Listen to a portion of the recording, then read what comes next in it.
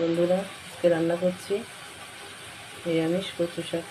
তার জন্য প্রথমে আমি ডেকচি বসিয়ে দিয়েছিলাম। এরপরে সরিষার তেল দিয়ে রসুন কুচি, পেঁয়াজ কুচি, শুকনো মরিচ, তেজপাতা, তেলে ফোড়ন দিয়ে মশলা কষিয়ে নিচ্ছি। অল্প করে হলুদের গুঁড়া, অল্প জিরা ধনিয়ার গুঁড়া, অল্প করে মরিচের গুঁড়া, আদা পেস্ট সবগুলা দিয়ে একসাথে ভালো করে কষিয়ে নিচ্ছি। আজকে এগুলো আমি নিরামিষ রান্না করছি আমরা গোটা দিয়ে। 2টা ফেলুদা আলু দিচ্ছি ওখানে, কারণ কচু শাক অল্প করে, তাই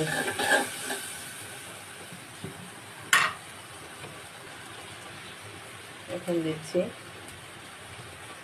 কাঁচামরিচ, আমরা গোটা,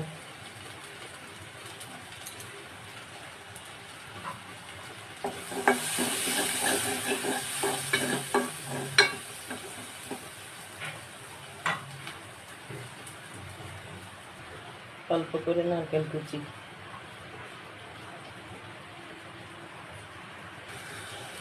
ডালগুলো আমি আগে থেকে সিদ্ধ করে রেখেছি, এখন দিয়ে দিচ্ছি।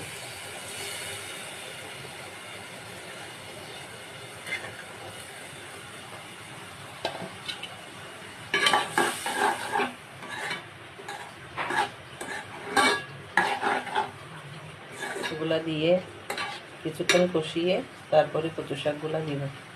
এগুলো আগে থেকে সিদ্ধ করে রেখেছি কচু শাক, কিছুক্ষণ পরে এগুলো দিয়ে দিব। কষানো হয়ে গেছে, সেদ্ধ করা কচু শাকগুলো দিয়ে দিচ্ছি। এগুলো আমি সিদ্ধ করে ফ্রিজে রেখে দিয়েছিলাম।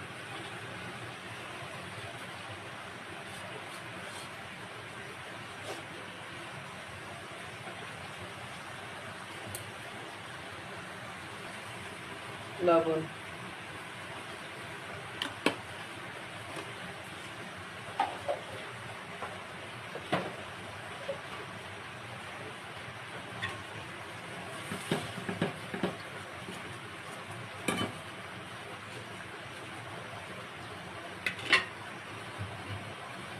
বাতাসা মরিচ দিচ্ছি,